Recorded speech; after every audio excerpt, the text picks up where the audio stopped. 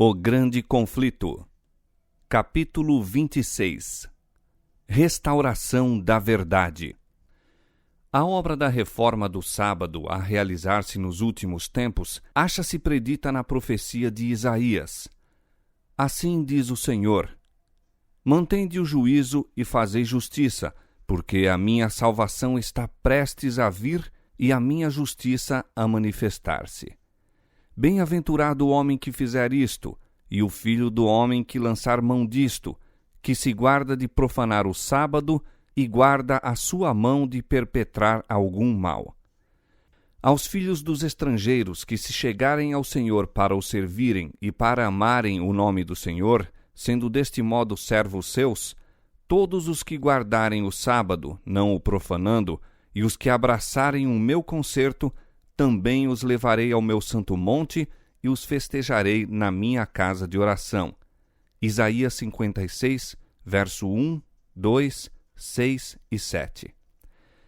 Estas palavras se aplicam à era cristã, como se vê pelo contexto. Assim diz o Senhor Jeová, que ajunta os dispersos de Israel. Ainda ajuntarei outros aos que já se lhe ajuntaram.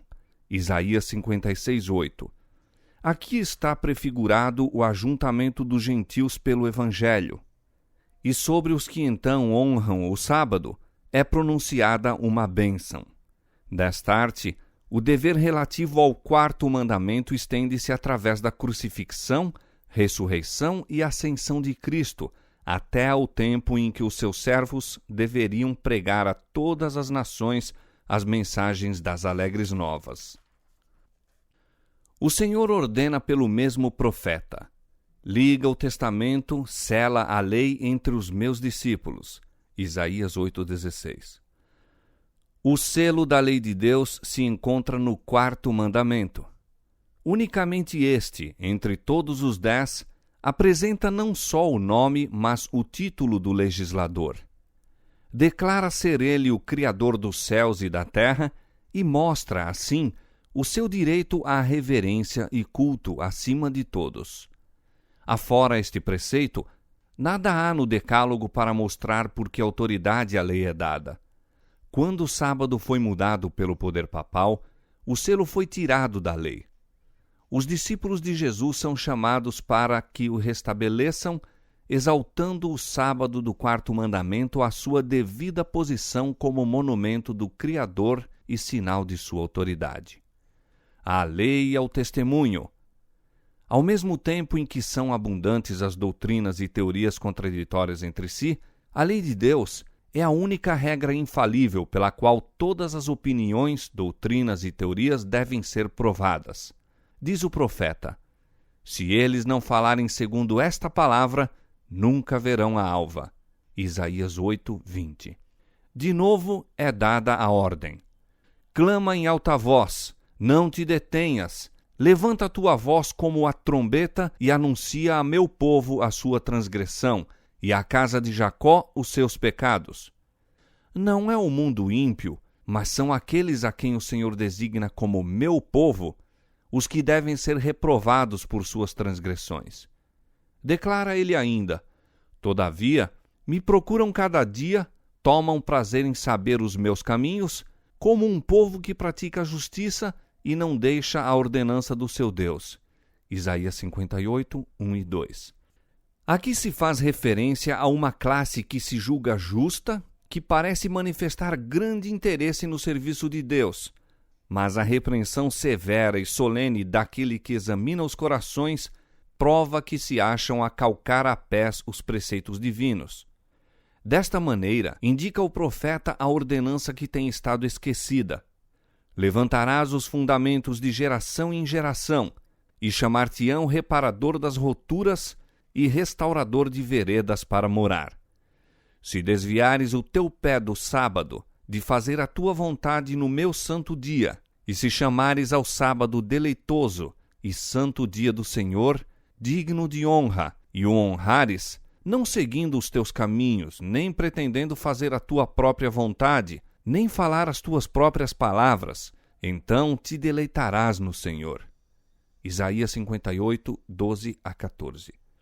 Esta profecia também se aplica a nosso tempo.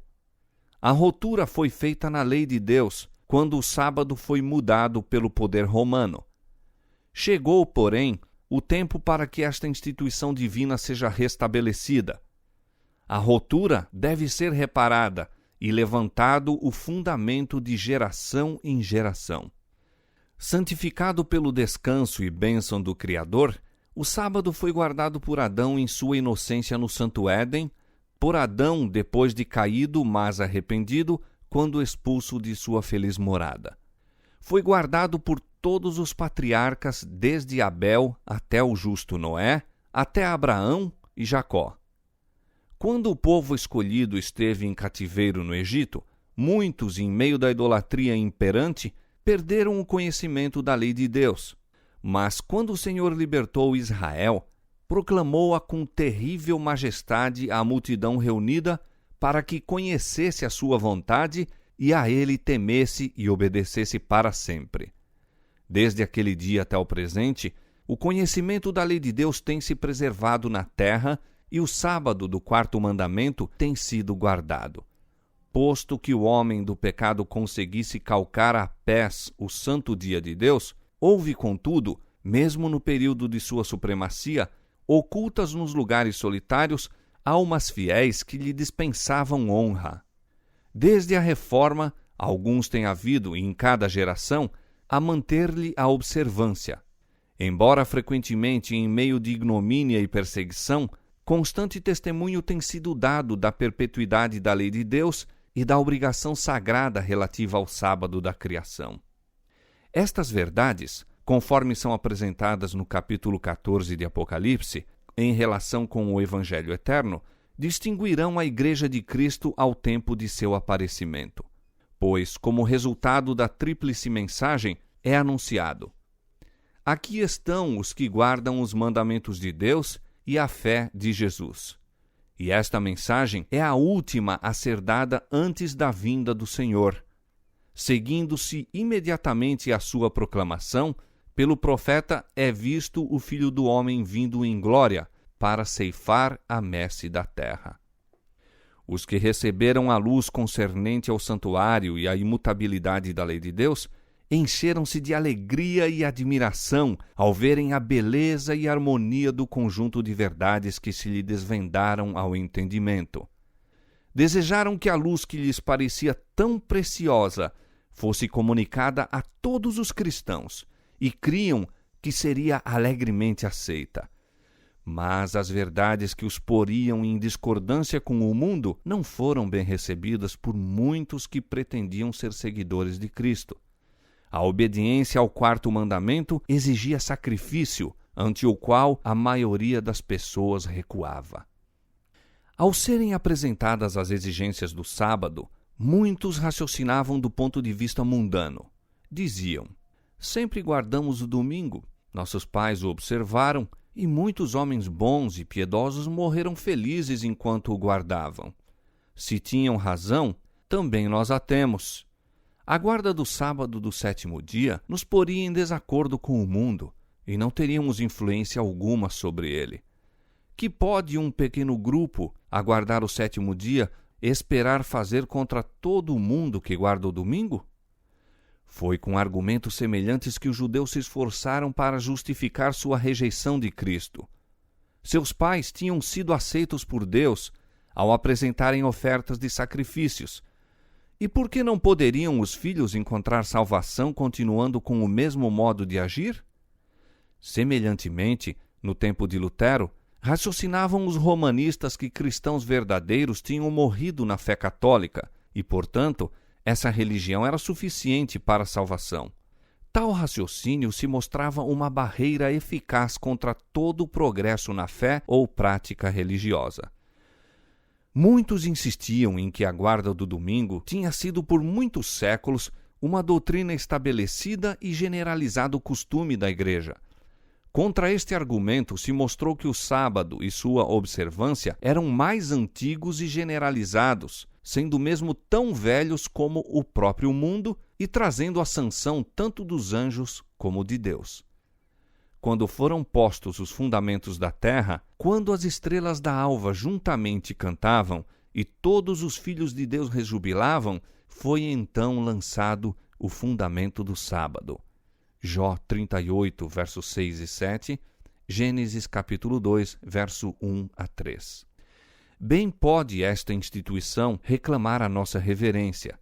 Não foi ordenada por nenhuma autoridade humana e não repousa sobre tradições humanas. Foi estabelecida pelo Ancião de Dias e ordenada por sua eterna palavra.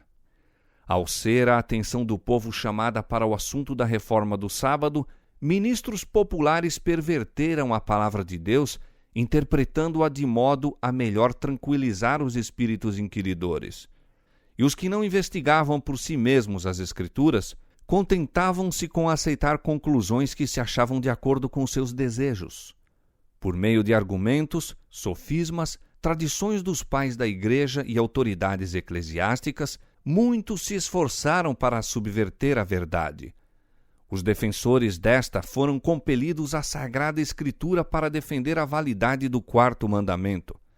Homens humildes, armados unicamente com a palavra da verdade, resistiram aos ataques de homens de saber que, com surpresa e ira, perceberam a inanidade de seus eloquentes sofismas contra o raciocínio simples, direto, daqueles que eram versados nas Escrituras ao invés de sê-lo nas sutilezas filosóficas. Na ausência de testemunho das Escrituras Sagradas a seu favor, muitos, esquecendo-se de como o mesmo raciocínio fora empregado contra Cristo e seus apóstolos, insistiam com incansável persistência. Por que não compreendem os nossos grandes homens esta questão do sábado? Poucos apenas creem como nós. Não pode ser que estejais certos e que todos os homens de saber no mundo se achem em erro. Para refutar esses argumentos, era o bastante citar os ensinos das Escrituras e a história do trato do Senhor para com o seu povo em todos os tempos. Deus opera por intermédio dos que ouvem a sua voz e lhe obedecem, e que, sendo necessário, falam verdades desagradáveis e não temem reprovar pecados populares. A razão por que ele não escolhe mais vezes homens de saber e alta posição para dirigir os movimentos da reforma é o confiar em eles em seus credos, teorias e sistemas teológicos, e não sentirem a necessidade de serem ensinados por Deus.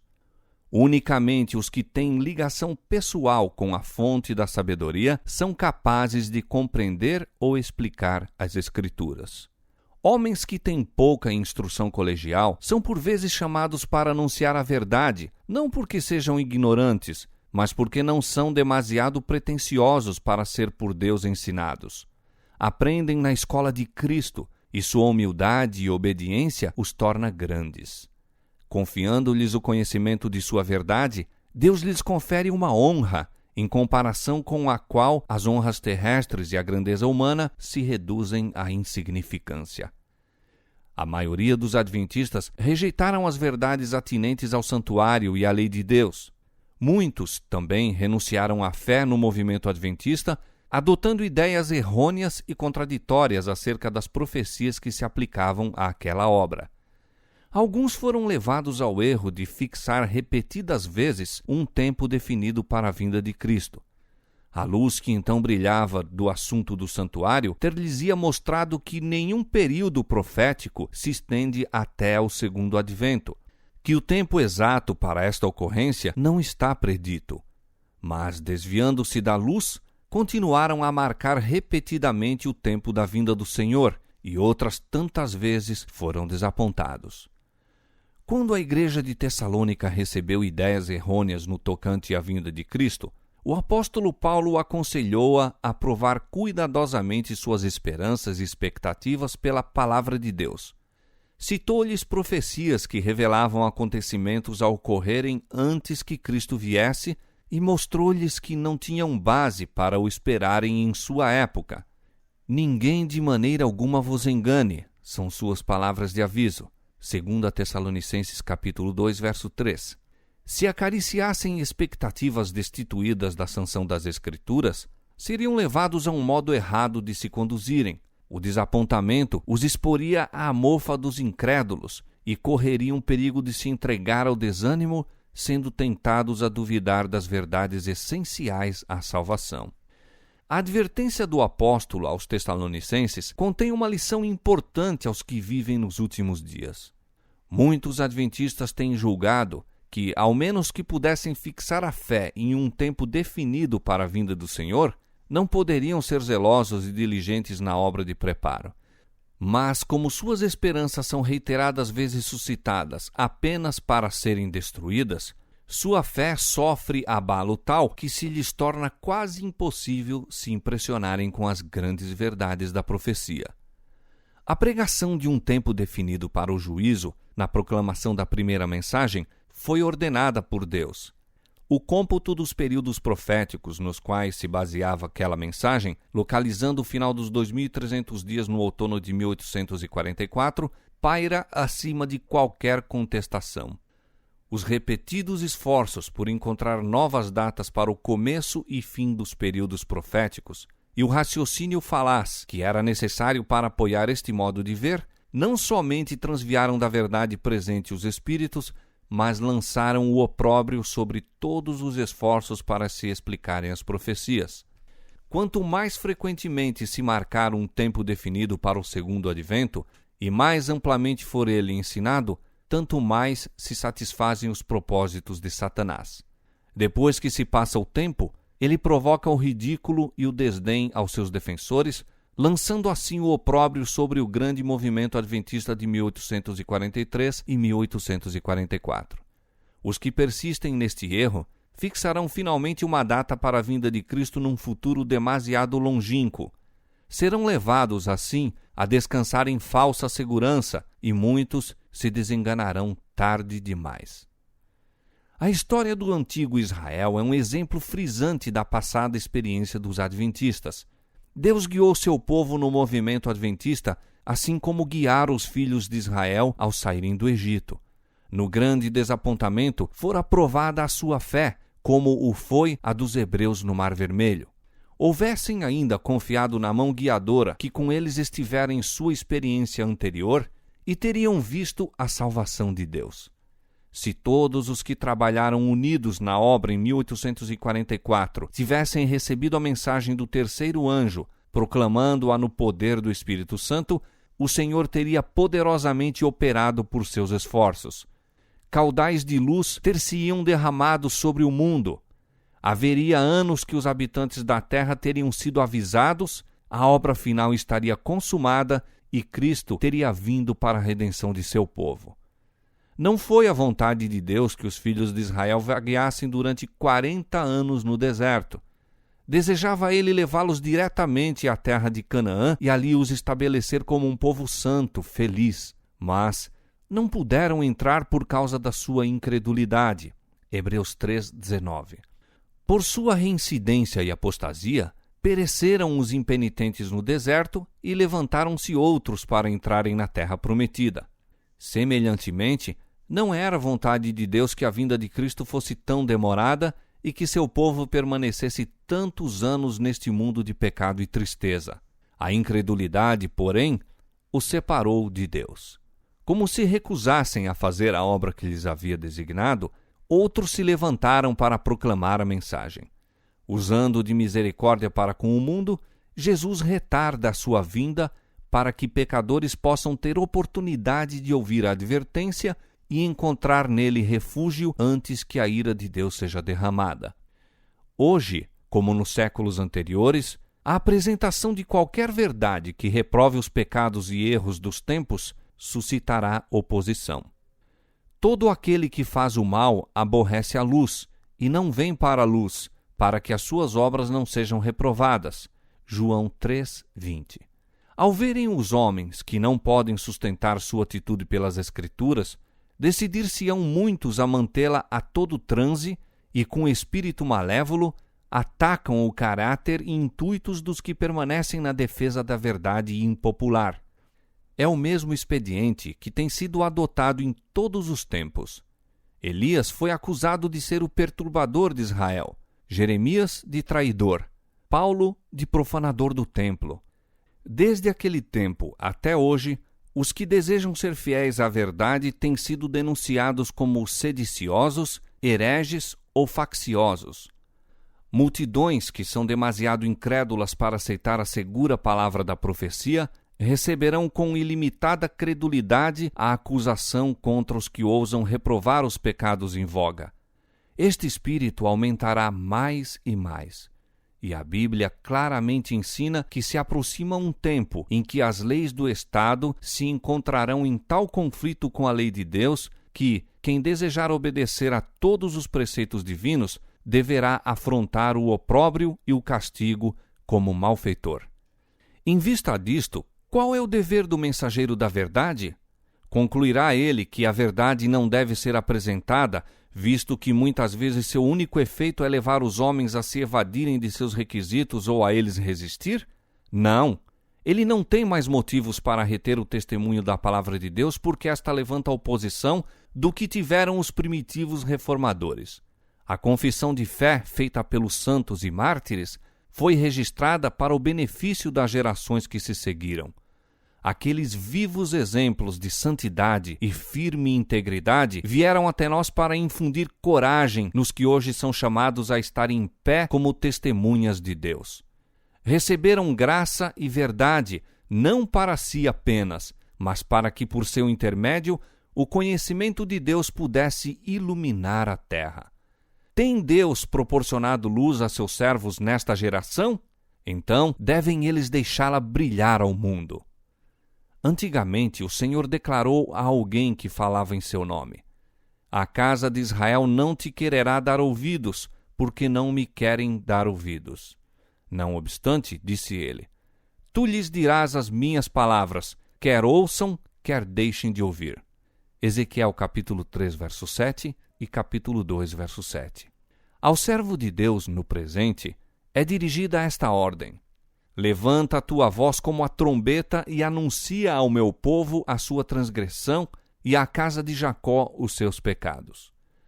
Tanto quanto as oportunidades o permitam, cada um que haja recebido a luz da verdade se encontra sob a mesma responsabilidade solene e terrível em que esteve o profeta de Israel, a quem viera a palavra do Senhor, dizendo: A ti, pois, ó filho do homem, te constituí por atalaia sobre a casa de Israel.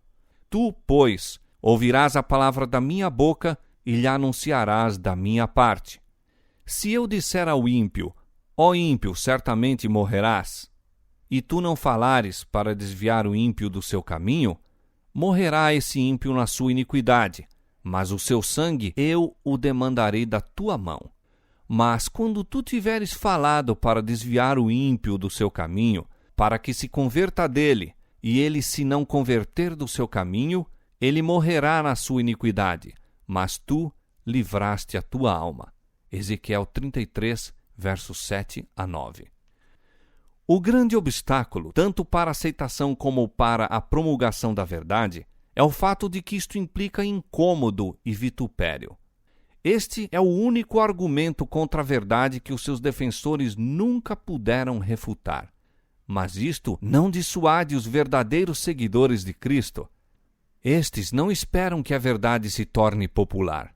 Estando convictos do dever, aceitam deliberadamente a cruz, contando, juntamente com o apóstolo Paulo, que nossa leve e momentânea tribulação produz para nós um peso eterno de glória muito excelente, tendo como alguém da antiguidade por maiores riquezas o vitupério de Cristo do que os tesouros do Egito.